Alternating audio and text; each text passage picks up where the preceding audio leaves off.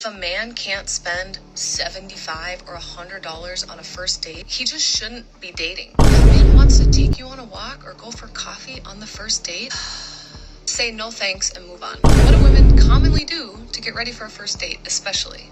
New outfit, nails done, hair done, maybe buy some new makeup or perfume or jewelry. Jesse, it's not about the money. On the first few dates it is. On every date moving forward it is. When I was in my mid-20s, I think I was 25, a guy wanted to take me to the dog park for our first date because we both had dogs. I said, I'm not going to the dog park on our first date. Men listen to this and then you wonder why they are just done with dating. Because why does he have to go all out on the first date when the purpose of the first date is to see if you even like each other? My honest opinion is that women that demand these things on the first date, there's a reason for it. And unfortunately, it's because she doesn't typically make it to the second, third, fourth date. Yo, what is going on, guys? Hope you're doing well. I'm not doing too bad myself. I've got a video here from the Modern King titled, Men Are Avoiding Women at Work. Now, not to waste any of your time, let's get to the video. If you ask me out and you're a millionaire, I'll say yes. If they're not a millionaire? Then we can be friends. If he doesn't own a house that's over $7 million, I won't date him. I just have, goals and expectations and boundaries, and this is what I strive for. What are the other criteria that you're looking for in a guy? I want someone that's successful, Sure. Motivated, influential, Okay. good values. Minimum height? Actually, I'm okay with the guy being short as long as he's rich. This is still catching up. Did you want Santa Claus to come down your chimney? This woman wants a man who is a millionaire and who has a house that's over $7 million. What modern women expect from men is absolutely ridiculous. She truly expects a man that makes millions of dollars will settle for her. This is absolutely insane. Keep in mind that this is this woman's bare minimum, by the way. Nothing irritates me more than a man. The end. She couldn't even say one thing about men that's irritating. So, what's your sign? So I'm looking for someone who is also financially stable and that has to work a 9 to 5 every day to live their life. You have to have at least 3 cars under your name.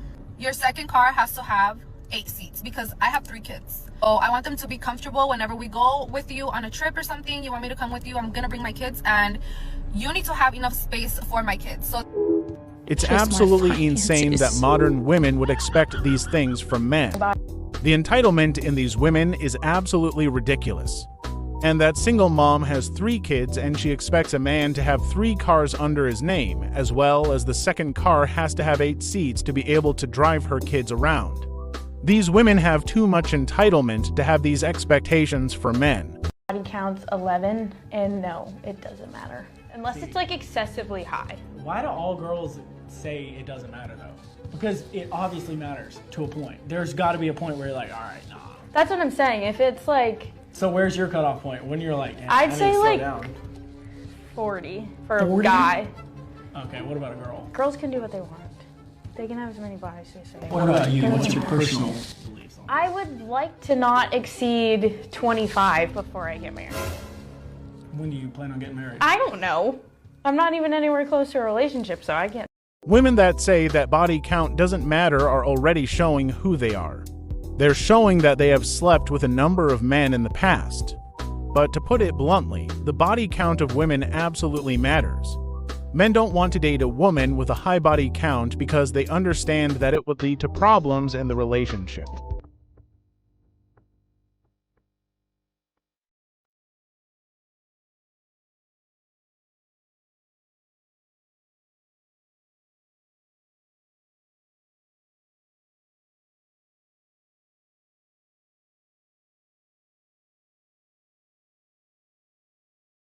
Before you start making ignorant comments like men used to go to war for us, why don't you take a second to remember the men who actually did go to war for us? The only time you guys seem to remember them is when you're complaining about how men nowadays aren't wiping your for you and paying all your bills. You never remember the men that suffered, the men who never came home the same, the men who used to come home, be shell-shocked, and beat the living out of their wives and children, you're not remembering all the trauma, you're just remembering the benefits. Yeah, in today's society, women have become quite comfortable and they absolutely have no appreciation for what the men who fought in war have done, let alone think about what those men went through. Welcome to third wave feminism. We really want to sit and complain about how awful these male podcasters are, but all I've seen is women like this. It's not about equality. A man was built to provide. So you're saying a man was built to pay the first date every time? Provide. Provide means safety, food, shelter. This woman just said that it's not about equality. But when it comes to stuff like planning the first date, the man is expected to plan everything and the woman is just supposed to dress up and show up for the date. They only accept independence when it benefits them. Every time we push men into these roles, all we're doing is opening them up for harm, pain, abuse, trauma, much like the everyday man. Considering men are taking up the majority of the homeless rate, addiction rate, suicide rate, workplace death rate, men die on an average of 5 to 7 years sooner than women. If this all was happening to women, it would be an international crisis. Yeah, this woman is absolutely right. It is absolutely saddening that we have men going to war and suffer and nobody showing a care in the world about them. But women's suffering is the worst thing that could ever happen and would even be a global crisis. The world should show appreciation to those men for defending our countries. Every time a man sits on here and says, well, women used to cook and clean, now they pop on Instagram and sell their hole for $3.99 on OnlyFans, we want to scream about how oppressed women are and that patriarchy is still taking over. Have some respect. Have some human decency. Men are human beings. The fact that I even have to say this on the internet is sickening, and the fact that so many of you are going to call me a pick-me is even sicker. Half of you ladies deserve absolutely Women in today's society accept feminism when it benefits them, then would want to get upset when their demands are ignored. They would see men who want nothing from them as threats because it actually shows that they can't have power over them. Check. Oh. You know what? We're going to split this. No. I'm all about equality. I got it. I can handle my own stuff. What is this? Is this a zip code or? That's the total. She's a good eater. You know what's wrong with society these days? What? We've lost all traditional values. Yeah. Here you are, trying to be chivalrous, and I'm robbing you from that. So here you are. You can pay for it. Well, thank you. You're welcome. That was a lot. For a second, I really thought you were about to be independent. Yeah. Can you imagine? No. Yeah. No. In today's society, modern women only pick and choose feminism whenever it suits them. Women have constantly demanded independence, but when it comes to stuff like paying for the first date, the responsibility always lies within the man to pay. It seems that modern women always find loopholes to get out of anything. They only accept feminism when it benefits them. I don't know yet. I'm not sure. I'm just gonna say that applies to every adult. That applies to me. Yeah, yet. I don't know what I'm doing. Yet. My business hasn't gotten traction. Yet. No one's picked up my book proposal. Yet. Yes. I haven't found my soulmate. Yet. Everything is yet. The power of yet. Power of yet. Using the word yet in a positive manner usually implies that that person is actively working on achieving that goal. But they are using that word as a way of wishing things into existence and not actually working towards that goal. It's not simping if you can afford it. Oh good, a materialistic take on this one. It's not simping if you can afford it. I know it's simping to you, sir, because you would have to be crazy in love to drain your bank account to do the bare minimum. I think we need a ruling on what should be considered the bare minimum. Because if an average guy has to drain their bank account in order to meet what some women consider to be the bare minimum, that's not the minimum. That's crazy. This woman really believes that a man destroying himself financially for a woman is the bare minimum. The entire concept of the bare minimum isn't a real concept, and it's really insulting to men.